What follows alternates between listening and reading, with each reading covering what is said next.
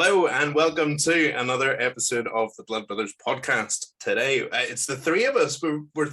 It's not happened in a while, so hello, Rob and Sean. Hello there. And we've got a very special guest today, one that I personally have been very much looking forward to chatting to for quite a while. Author of Always the Dead, Say Goodbye When I'm Gone, I'll Pray When I'm Dying, poet, all right, nice fella, Stephen J. Gould. How are you?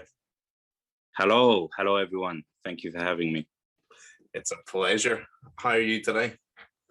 Oh, I'm doing very well. And you're coming all the way to us from across the world. Yeah, I'm currently in rainy Japan. Amazing. And that's where you live, isn't it? Whereabouts in Japan are you, man? Well, I spend my time between Okinawa and within central Japan. Normally, I spend 9 months of the year in central Japan and then the rest of the time in Okinawa. I've been here for about 14 years now. And then before that, I was in Hong Kong and I've traveled around Asia quite a lot. Amazing. In between, yeah. Do you come back to the UK ever? I tried to. Yeah, it was actually my best friend's wedding on the weekend, and unfortunately I couldn't get back for it. I couldn't bring my daughters back with, everything that's going on with the corona and vaccinations, and I think I have to stay in a hotel for 10 days or something when we get back, and it was just too much to do. So I try to come back to the UK maybe every 2 or 3 years, and then my friends and family will come out here every 2 or 3 years. So we take it in turns, really. Wow. It's tough, isn't it? I think we've all found, I don't know, my family's all sort of separated around South Africa or Spain or wherever. It's just really tough when there's just no chance of seeing them. And there's nothing you can do. You just have to kind of wait it out. But yeah, it gets harder when you've got older parents and whatever. Yeah, especially when a lot of my friends here in Japan who are, they've gone back to the States or they've gone back to the UK, they've always said that the main reason being is because their parents are getting older, so time's passing, and then I kind of wonder sometimes whether I feel bad sometimes, my daughters can't spend a lot of time with the grandparents like I did as I was a kid and stuff like that. So I try to get back as much as possible. Actually, last time I was back in London, the taxi driver asked me where I was from in South Africa. So taxi driver needs something sorted with his hearing. No, mate, I'm just I'm from where you picked me up from. I don't know, maybe it's the Japanese accent mixed with the London accent becomes a South African accent. I don't know. Most people, when they're doing a South African accent, go strangely Welsh, which, is fine. Well, even Steve, yeah, go on. Sorry, man. I was going to say, when I was thinking back to how we first made contact, and it was, I remember it was on Twitter, and we'd had a little chat occasionally about boxing, about our mutual love for the sport, and you were giving me some tips, some pointers, and we then got on to writing, and you said something like, would anyone like to read my manuscript? And I said yes. And you sent it to me, and it was just ridiculously good. This was it was Always the Dead, wasn't it? Was it Always the Dead? It was, yeah. Glamour Gone at the time. It was Glamour Girl Gone, Always the Dead, and I owe so much to you because you helped me out so much. He might be gone. Rob's frozen on a very pensive face. Oh, we can still. Did you guys get back? Hey, hello. No, sorry about the internet stuff. If it keeps messing around, I'll move somewhere else and try and rejoin in. No, it was ridiculously good, this book. It sang to me, and it's the trio of books that I've read of yours, Steve, have destroyed me each time. It's just like, I don't think, and I'm going to have to throw this out right now, I don't think there's a more I'm there's no one who's working at the minute that I think is as exciting a talent as you are. I truly believe that. No, I really appreciate that, and your words at that time really helped me, because you were the second person to read the manuscript, or the third person to read the manuscript, not including the hundreds of agents I sent it to. But the first person said, I think this is a non-starter. And then the second person said, we like this and we'll publish it. And so I was kind of like, well, what's happening here? You know, is it any good or is it not good? I'm not quite sure. And I've never really come from an environment of writers. That was partly the reason why a few months after I'd finished Always the Dead, my first book, I actually joined Twitter, because I don't know any writers. I don't know anyone that really reads books. So I thought I really need to find other like-minded people. And I've never actually had, like, when I was young, I used to get poetry published on the small press, which is something separate altogether. But I never actually had someone say, you know, your writing's really good, or, you know, this is, your words make sense, or this is really fun to read. I'd never had that. I'd never come from any kind of that kind of background. So I really appreciated you at the time helping me out and say, look, this is really good, and I'm going to help you, you know, get the word out and stuff. So I owe so much to you personally. So I really appreciate it. Where did that compulsion to write come from then? If it's you know, if it's not wired in your background, and it's, you know, you, as you say, you're a London boy who said, come on, knock knock, you've got words in here that need to be on the page. I think when we were in high school, we had to do a questionnaire that was what do you want to be when you grow up? And I put a hitman or a poet. Which is basically a crime author. Yeah. Those were my two choices. I thought I probably can't make it as a hitman. So no, at the time I was really inspired by people like Kurt Cobain and Tupac Shakur growing up. So because of them, I used to write lyrics, and then the lyrics turned into poetry, and then I started sending them off to small magazines, and they started getting published. This lyrical poetry that I was doing at the time, and you know, a lot of people liked my poetry. And then I wrote a couple of prose things, and a Scottish author called Laura Hurd, she picked up my first couple of stories as well and published them on her showcase website. So then I moved out to Asia, and I completely gave up writing. And I had an idea at the back of my mind that stuck with me for a very long time about Always the Dead. Always the Dead was in my mind for about 15 or 16 years, this idea. I was really kind of obsessed, you know, with the disappearance of Gene Spangler. And finally, in 2019, I'd gone through a couple of really bad years. I had two really, really bad years mentally, and I'd quit drinking, and I was trying to be sensible and stuff like that. I'd made loads of crazy mistakes, and I was trying to get my head straight. And then I thought, you know, screw it, I'm just going to start writing again. And then Always the Dead, I wrote the first draft in like 1 month. It just poured out of me, that manuscript. And then I started writing that at the end of September 2019, and I finished it at the end of October 2019. And then I started writing Say Goodbye When I'm Gone straight away. And then I finished that, I think, December 2019. So I wrote those two novels real quick, the first drafts, and then I joined Twitter, which was fantastic for networking, making fantastic new friends, but also my whole work ethic slowed down completely. Such is the way, sadly. You've got some very famous fans now, don't you? Will Carver, Trevor Wood, big name over in the UK. Yeah. Everyone's loving your work.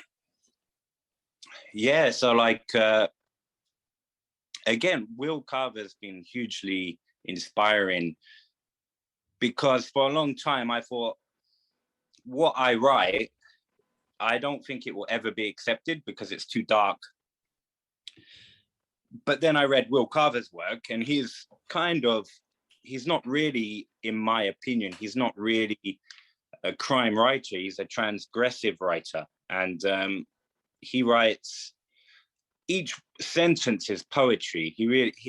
Like I spoke to him, I said, you know, you should be releasing books of poetry, really. It's really great stuff, great prose. And it's inspired me to kind of not give up. And, you know, I can reach a wider audience. I don't have to tie myself down to like this niche kind of environment, if you know what I mean.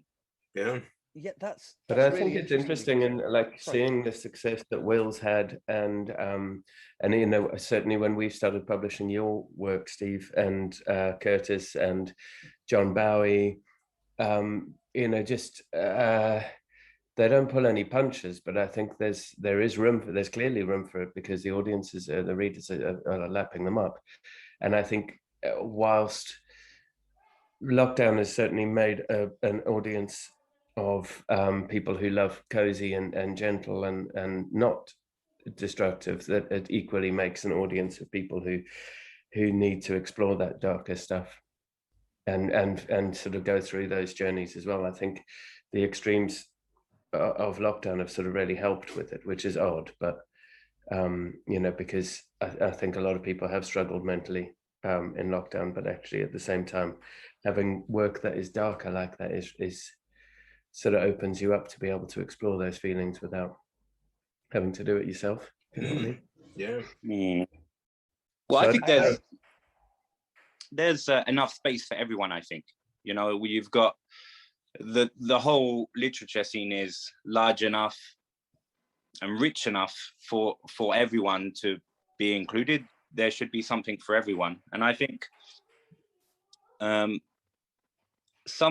Mark Safranco, he's quite a large, well-known transgressive writer that's known in France and America. He said to me something that really made me think. He was like, who was New York Times bestseller in 1958?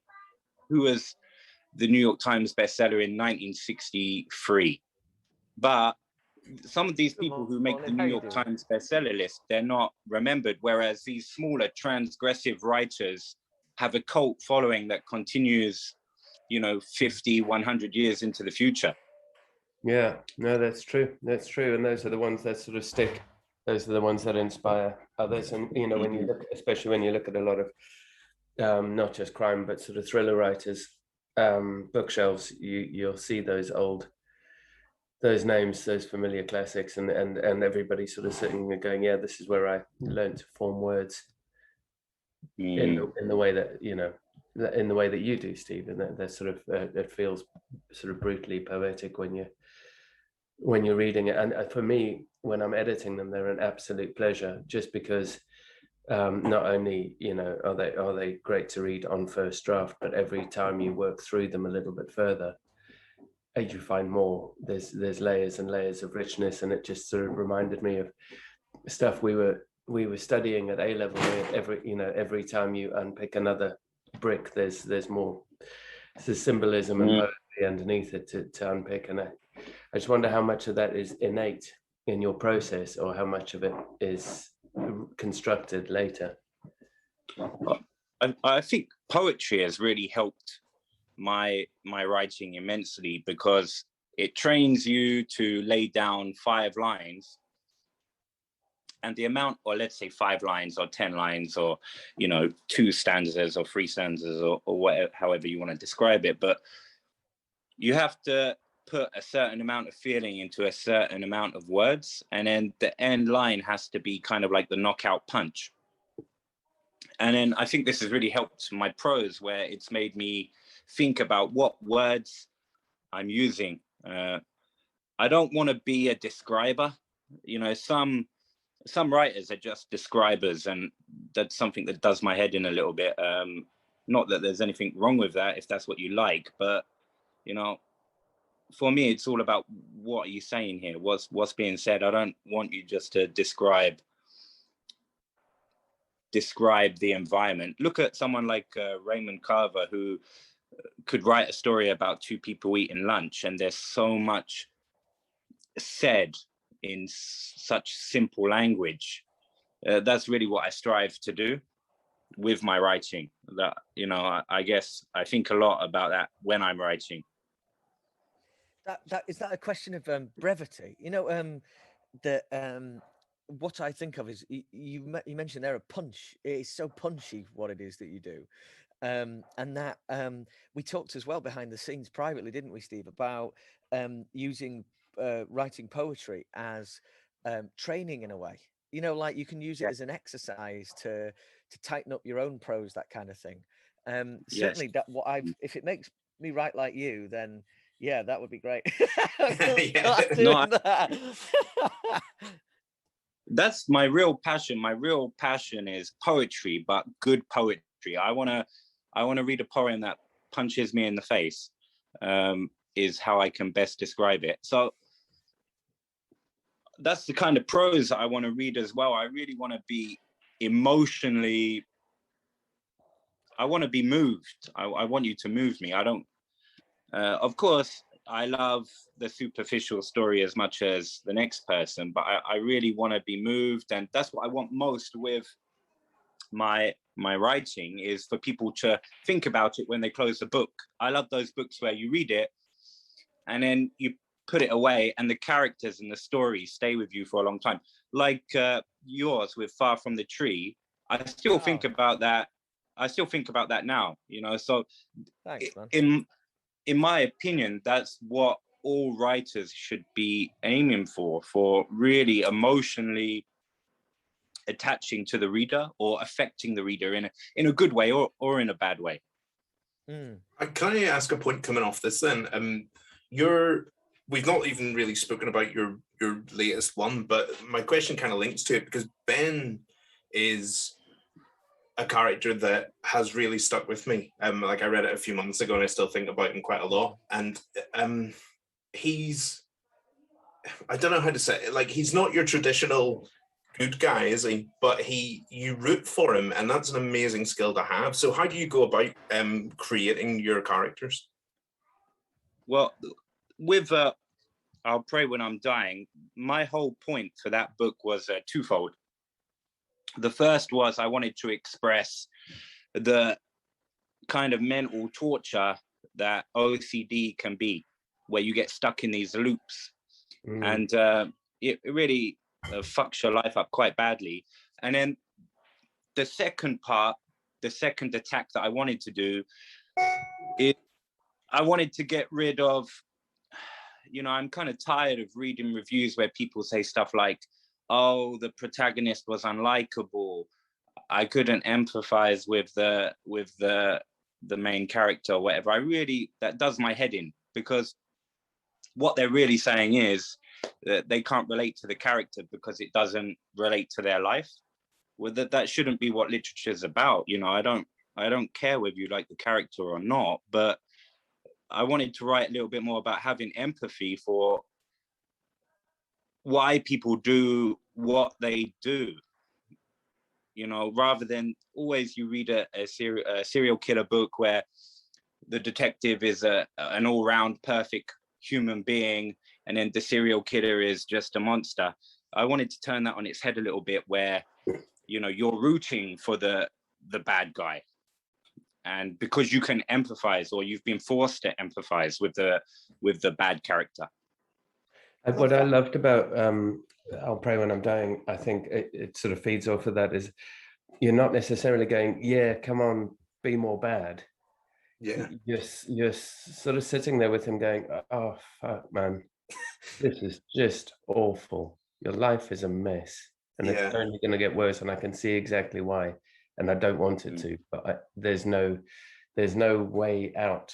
And I think there's there's something really ballsy about putting a central character in where they are doing everything they can to redeem themselves, but that creates a spiral of absolute destruction for them and everyone around them, which we can see happening. But there's no other way. There's no way that could end any differently. And it's just brilliant. It's so ballsy to do, and it works so nicely. So, well, thank you very much. Maybe it's because, I don't know, maybe I'm just kind of a screwed up person, but I relate more to screwed up people. You know, I can't stand reading books or watching movies where the characters are completely perfect. I really hate those people. They need punch. You know, I don't want the good guys to win. I'd rather the bad guys win because they're much more relatable. Well, if you see more interesting.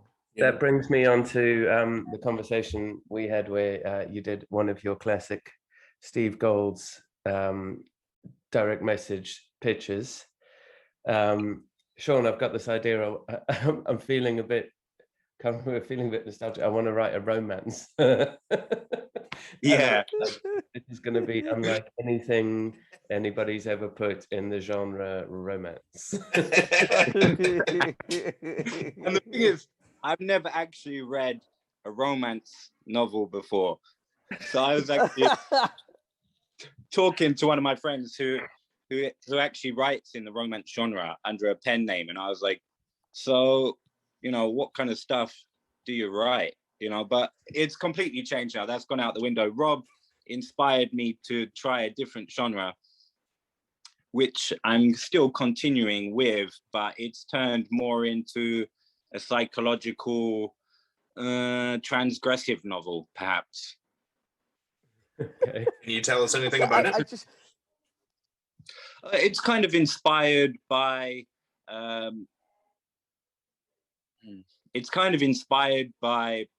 personal experience about a very messed up relationship, but it's also inspired by the playwright Sarah Kane, who I've been a massive fan of.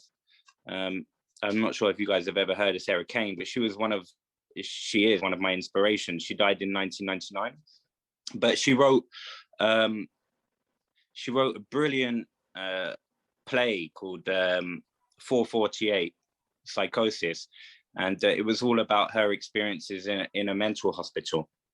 And that's kind of what's inspired me with things that are very personal to me. I thought I wanted to kind of put that into a novel. Well, I'm not sure how it's going, you know, but maybe it's more transgressive. That's why at the same time I'm writing a pulp crime story at the same time about the American mafia, the Japanese Yakuza, and a videotape of JFK and Marilyn Monroe. So I'm writing that at the same time. Oh, so now that is classic Steve Goulds. Yeah, that's like that. I think as well. Look, I can see the cover already. I'm ready. Yeah,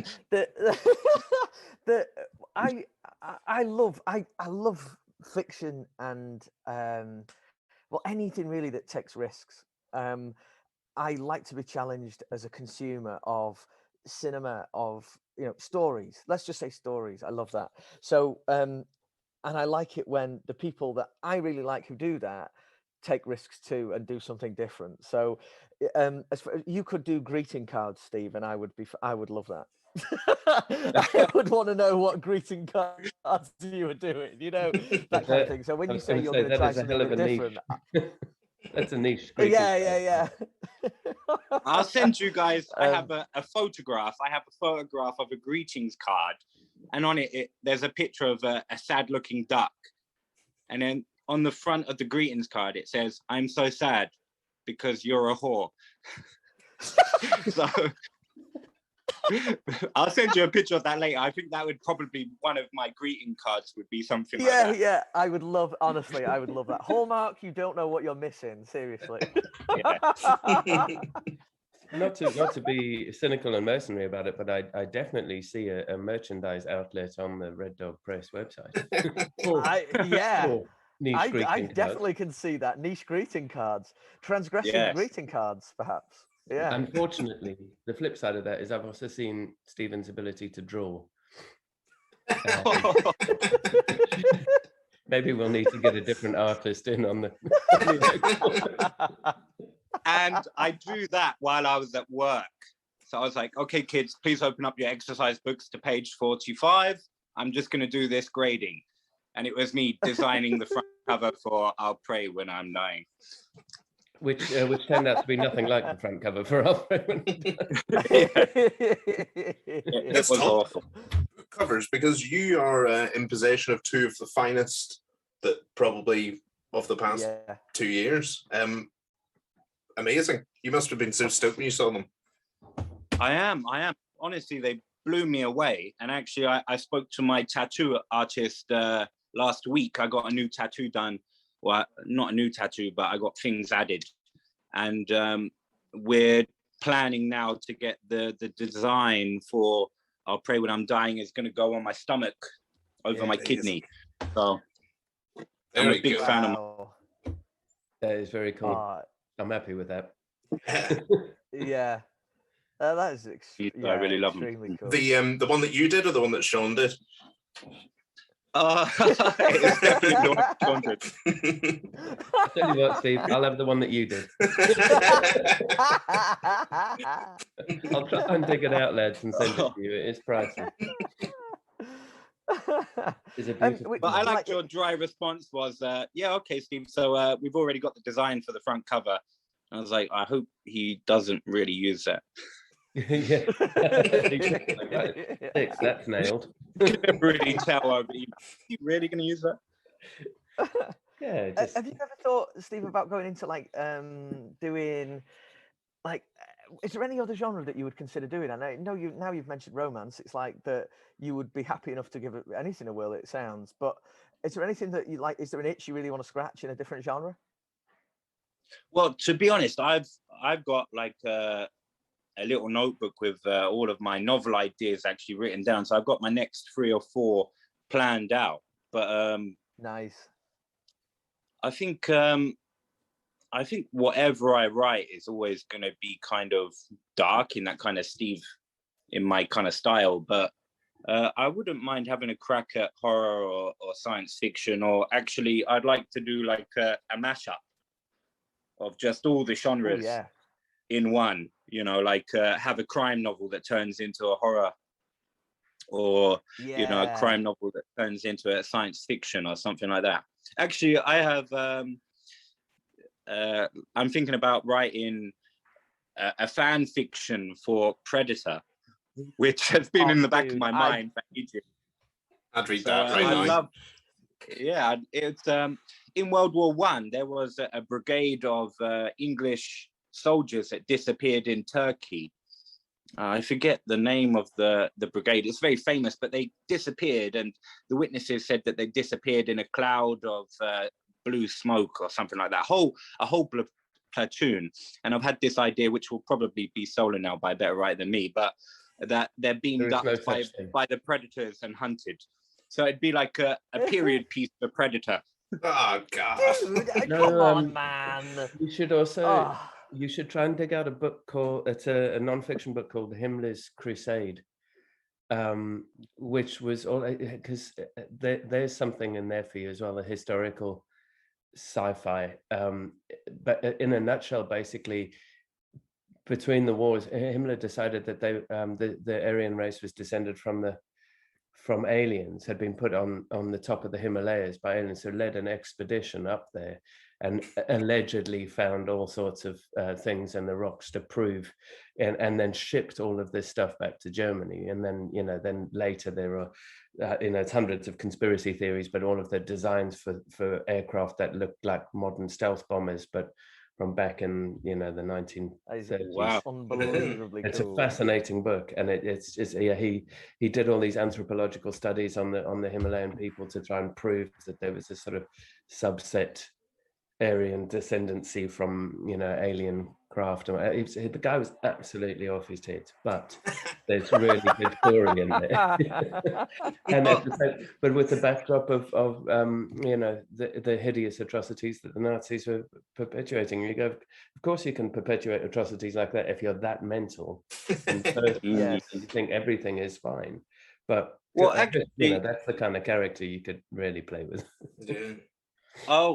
I'll Pray When I'm Dying was actually inspired in part by some famous conspiracy theorists, I won't say their name, who have been putting forward the theories of, you know, very rich elite classes having these sadomasochistic devil worshipping groups, which I kind of hinted at in I'll Pray When I'm Dying. Yes. Yeah, so I'm interested in all that kind of stuff. You know, I like it when I can put anything that I'm kind of interested, just throw it into a novel. You know. Yeah. Subcultures. Subcultures are Yeah. interesting, aren't they? You know, all the little stuff that people do behind closed doors, you know, that has like I don't know what I'm trying to say. No, I really don't know what I'm trying to say. I really don't know what I'm trying to say. Well, I don't know about you guys, but whenever I finish reading a really good novel, I always go to Wikipedia and check out some of the facts. Yeah. And some of the characters that they've had in the novel. Like Say Goodbye When I'm Gone is actually based on real people. So, and the bad guy, the boy in Say Goodbye When I'm Gone, he actually died the way it is in the novel. The head of this Hawaii crime group, the company, he actually died at the bottom of the brothel. So on the exact same date that I put into the novel. So if people did Wikipedia for a lot of my novels, you're going to find like a lot of facts are actually based on truth. That's amazing, because that's the other thing I love very much is learning when I'm reading, you know, even if it's in a fictional sense. I love learning about, you know, the world and people and stuff like that. And just to jump off what you were talking there about character, a character that has lived with me since that I can't shed is Ben's father. Yeah. I can't get that guy out of my head, and just how flawed and the cost of his flaws, what the cost of his flaws were to his family. I just can't get out of my head. So I wanted to ask about your character work, how you build your characters, or do they arrive with you fully formed, or how do these people come to the page? Well, a lot of them are, I love non-fiction. So actually I read a hell of a lot. And I was reading the Biography of London. I forget who the author is, but it was a fantastic book. And it was basically a massive, massive book, a Titanic book all about London. And one of the chapters was about a corrupt police sergeant who beat a man to death on the street in 1926 because he was trying to kidnap the prostitute that the man was with, and he actually beat him to death. So I used that as, you know, that was Ben's father arrived. Right. And then with all of my characters, they're kind of based on real people from history. And then, you know, perhaps I merged them or I mix a cocktail of other people and whatnot. Amazing, man. Amazing. That story's mad. Yeah. That's crazy.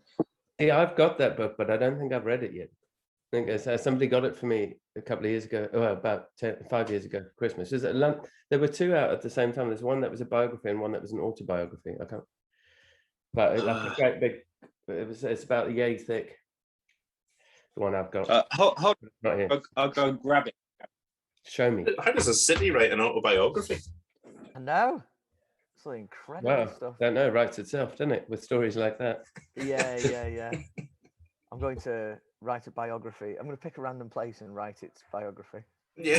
You should do From Warrington. its perspective. Yeah, Warrington, yeah. Yeah, the Warrington. Oh, gold. Continue your endeavour to get the key to the city by basically killing everyone off. Well, the I hear it. Oh, oh, nice. Oh, see, no, that's not London the one I've got. Now I'm going to have to get that. London in the 20th Century by Jerry White. That's the one. Fantastic book. And there's a huge part in the book all about the corruption of Scotland Yard and the Met back in the day. And Wow. the opening scene with Ben's father is actually inspired by one of the corrupt Metropolitan Police officers in here, where he actually beat a guy to death because he was trying to basically, at that time, they would try and bribe prostitutes that are working on the streets of London. wow. So yeah, basically I love London, and I pick little bits of information here and there. That guy's done London in the 18th century and the 19th century, and then your 20th century one. Very cool. Yeah, I'll have a little goosey gander at that. Interesting, you could kill a man with that book as well. It's so big. Yes. It took me ages to read. It's good. Yeah, it's very good. Especially the hardback version. Chris McDonald always finding new ways to kill people. the hardback killer. Would you like to play a game at this point, Steve? Yeah, sure. It's what is it? The 1 star game. Yeah, you went back to in my absence last week. You went back to the olden days, didn't you? Yeah, I didn't mean to, mate. That's fine. Yeah. I've gone back to the olden days, just to please Philippa East, really. So, if you're listening, Philippa, here's your time. Also, you have no 1 star reviews, Steve, so it made the new way difficult. There you I'm go. not even popular enough for the haters yet, so I've got no. Very well reviewed, man. So yeah, this is a 1 star of a book, a famous book. There are some spoilers, but I'm assuming if you've not read it by now, then you're not going to read it. Right, 1 star. People of 1897 must have been starved of any decent literature if this book was an instant hit on publication. Yawn all the way. Spoiler alerts. And again, we'll just go with it. The first third of the book is a girl being ill and having 1 blood transfusion after another. I think I counted 6 in all. Just die already. The next third is about tracking down boxes of earth, and then in brackets, yawn. And the last third drones on about a journey to find someone who meets his end within a single page. What an anticlimax. The only reason I stuck it out was because it was so boring, I found it was the perfect way to get off to sleep at night. Guaranteed, I'd read 2 pages and I was out for the count. Save your money and watch the movies instead. What a shame. 1897. Yeah. Movies were made. No idea. No, the movie wasn't made in 1897. It came much later. There's a little pun in there where she said, I'd read 2 pages and I was out for the count. It's Dracula, isn't it? It is Dracula, yeah. No, really? Wow. It's the moving boxes of earth. Last week's was really easy. The Old Man and the Sea. I wanted that question. The Old Man and the Sea, right? That was easy. Rob and I was shouting, the Old Man and the Sea. I was trying everything to give it to him, Steve. I didn't have the same kind of classy education in Newport that you guys obviously had at your school. I didn't get last week's either. What's with the moving boxes of earth then? Have you read it? I think yes, but I think as far as I remember, the vampires could only exist on their own earth, so they could move places, but they had to have their earth with them. So, geez, it was a hell of a long time ago I read it, and it's been corrupted by all them movies since. So, but yeah, it was something to do with having to have the soil of your birthplace. Yeah, at all time. Vampires have lots of rules, don't they? That's a hard life. Well, it's a long one, so I guess you've got time to get it right. Yeah, and no garlic, that would kill me. I absolutely love garlic. We're going off tangent here, though. Nicer for all the people around you, though, isn't it? Yeah, it is. Yeah. Pleasant vampiring. Steve, what are you reading at the minute? Well, just in the last couple of days, I finished reading Will Carver's The Beersford, and that inspired me to read kind of a non-fiction book about the Cecil Hotel in Los Angeles, which is a hotel that I really want to stay at. And it's pretty good so far. It's basically a non-fictional account of everyone who's died mysteriously in the Cecil Hotel. And then after that, I'm just about to start Dom Nolan's Vine Street, which I'm looking forward to. I've been looking forward to for a very long time. Yeah, I've got one of those winging its way to me right now. Yeah, me too. Can't wait. I love the idea of it. Sounds fantastic. He's a great writer. Yeah. You know, like painfully good. Yeah. Have you finished it yet? Like you could hear. No, I haven't. I've not finished it yet. No. But because I've got books secreted in different places around the house, and now I'm on holiday. I've got just got a couple with me. So yeah, I haven't finished it yet. But what about you, Chris? What are you reading at the minute? I've been on a pretty good streak. I finished Stephen Keedy, who he sent me a book about like a fictional book about long jumping, and these two rivals over several Olympics, and it's so good. And then I finished something a bit special by someone else. I don't know if I'm allowed to talk about that. And then I'm about to start Blacktop Wasteland by S.A. Cosby, which was like a few years ago, and it was massive. And I'm finally getting around to it. I'm about 20% in, and it is quality.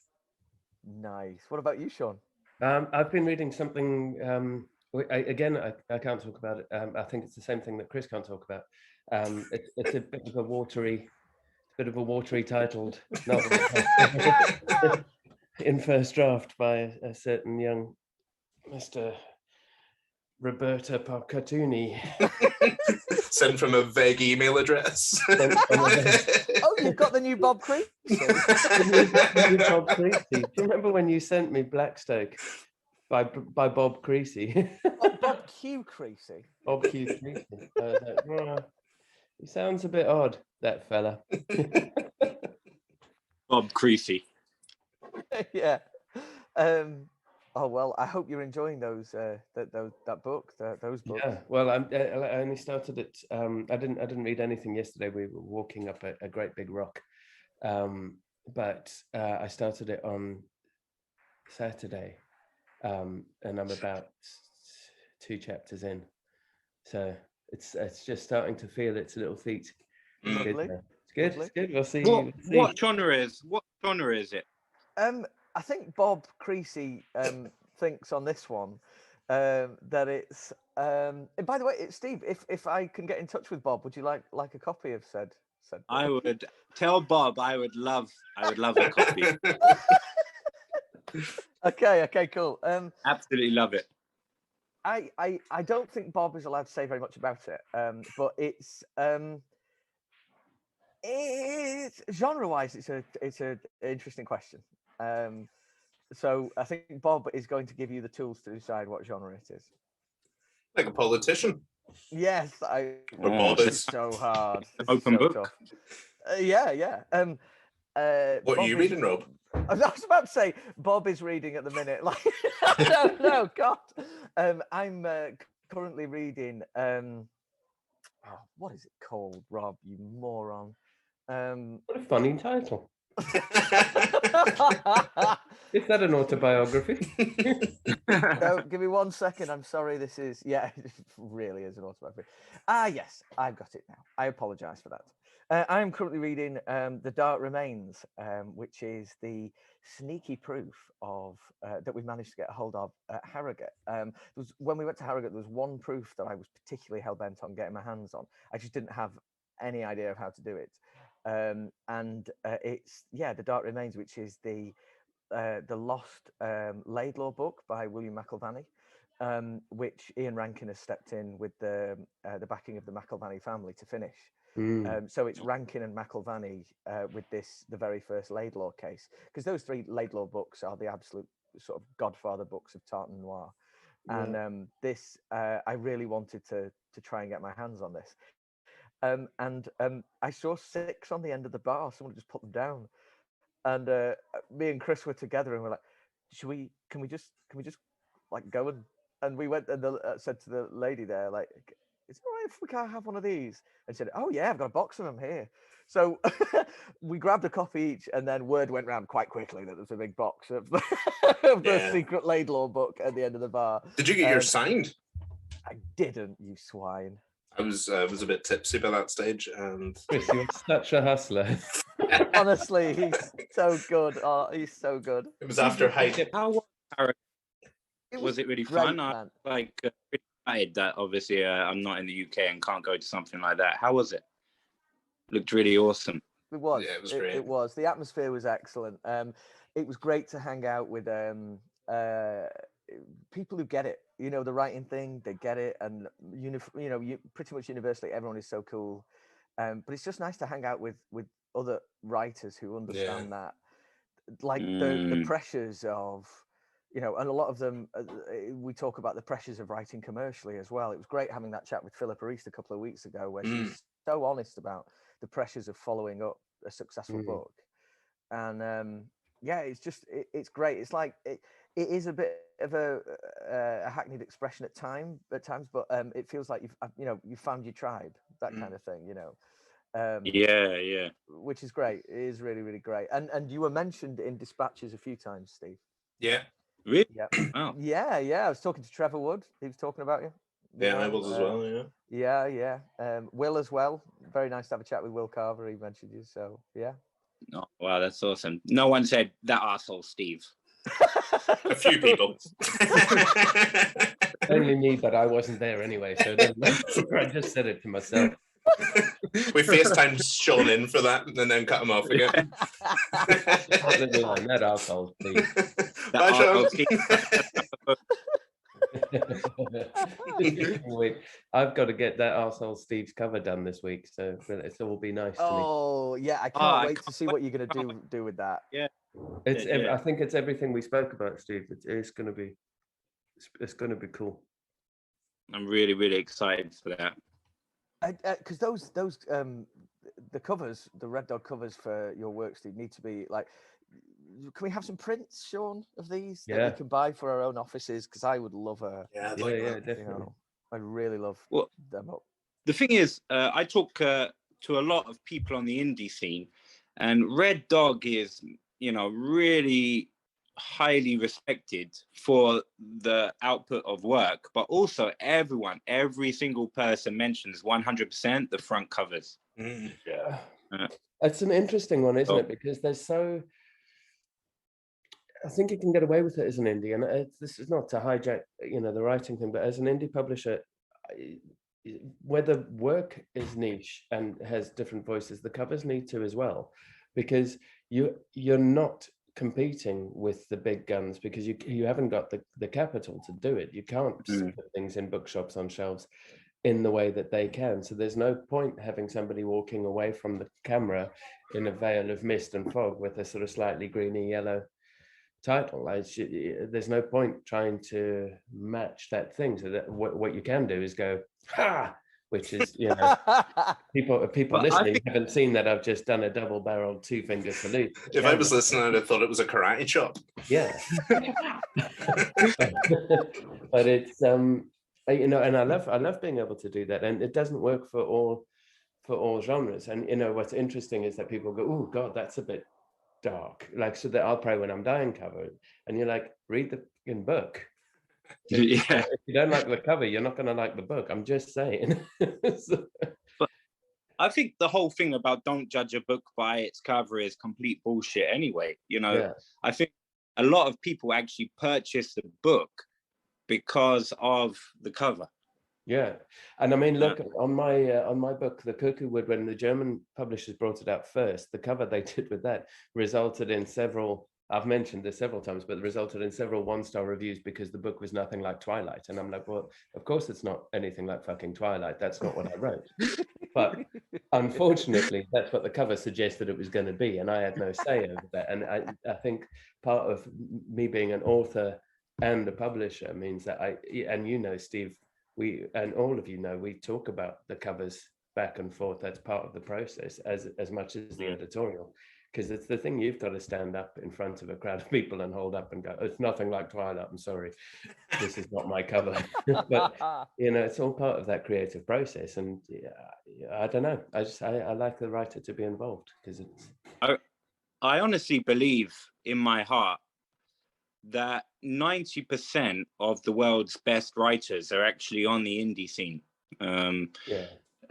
That's my strong opinion now. If you were to look around on the indie scene right now, some of the writing that you see just completely blows you away, and it'll stay with you for weeks on end. But you can go to a bookshop and pick up, something with the same kind of cover, and you open it up and nothing really snatches your breath away. Yeah. Whereas I can go to a website on the indie scene, I can open up something that will completely knock my head back. And I think and I think it's because we don't have to dilute. We're not trying to compete on the same commercial level. And as you said much earlier in the conversation, there's got to be something for everyone. And whilst that may not be, number one on the charts in Tesco, that's maybe not where we're aspiring to be. I'm never ever going to be in Tesco, I don't think. I remember having a conversation with somebody earlier, like early in my writing career, about whether it was more of an accolade to win an award or to appear on an English A-level syllabus. And I was like, I can take neither. I'd rather just inspire other people to write. I'd rather not ever have teenagers tortured into breaking down and finding symbolism in writing that I didn't intentionally put there. That would kill me. My biggest inspiration is Charles Bukowski, and he's massively famous across the world, but he never won anything, and he's not anywhere. But I think he did some of the most heartbreaking. He wrote some of the most heartbreaking words probably that has ever been done, in my own opinion. So I think it's kind of difficult. Like, of course, most important thing to me is I want readers, but I've also made the decision with myself that I won't change, and I won't try and dilute, or I won't try and sell any books in Tesco.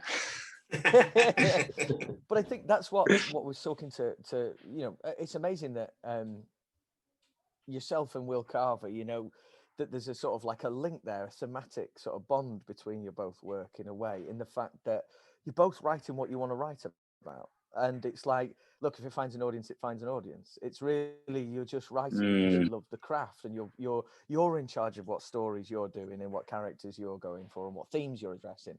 And that, I absolutely love and admire that. That's why I kind of love what Red Dog, I think Red Dog and probably Will Carver's press, Orenda, are probably two of the only presses who are walking the thin line between commercial, but also we're supporting indie writers and we're supporting artists, quote end quote, trying to keep it real at the same time. Do you know what I mean? The thing is, it's got to wash its face.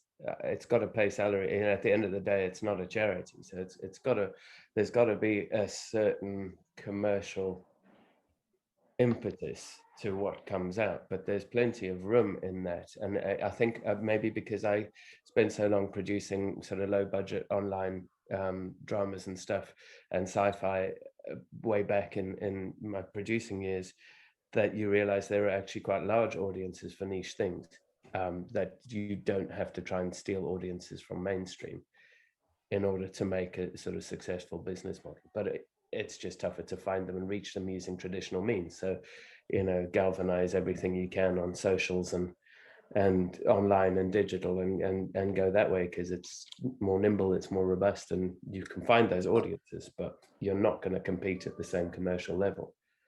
Okay, here's a question that I have for you guys. When you pick up a book in the bookshop and you open it, what is the one thing that you're looking for? Oh, that's interesting. I think the first 5 sentences And if what do you want? What do you want from them? Those first 5 sentences. I want something, I want that book to go, well, you're not putting me back down. Yeah. I'll go with that too. Yeah. I've done that with books where I've been in the middle of something and then something that I've ordered drops through and I make the mistake of reading the first page and I think, well, that's it now. The book that I was with and I was enjoying, actually this one has grabbed me straight away by the throat. I'm going to go with it. Yeah. It's like your opening line of Say Goodbye When I'm Gone. Yeah. They came from first in New York. You're like, right, okay. Oh, yeah. Yeah. Here we go. Done. There's history and there's future. Let's have it. It's good. And even before that, because I've got it here, the quote that you've got in there, find what you love and let it kill you, is straight away, before I even read a word of what you wrote, that quote sort of set the scene. Oh, is it on you? Got it on your tattoo. Yeah, That's got cool. it on you. Nice. I got that tattooed around my neck. Yeah. Amazing. So that's straight away for me. I mean, the cover, first of all, as soon as Sean showed us that before it came out, straight away I was like, well, I need to read it based on that. And then everything that came after. Yeah, that was a fun little brainstorm. We want to do it sideways. I love that Fahrenheit Press were like, damn it. We wanted to do that. Why didn't we think of that? Love that.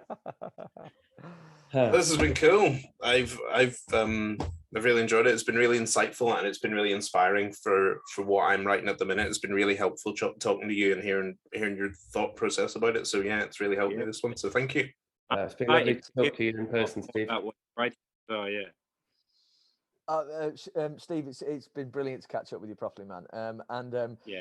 Like I said before, you are the one to watch for me. I'll be watching what you're doing so carefully. Thanks for all the great hours I've had reading your stuff already. Yeah. I'm just glad we got it. Yeah.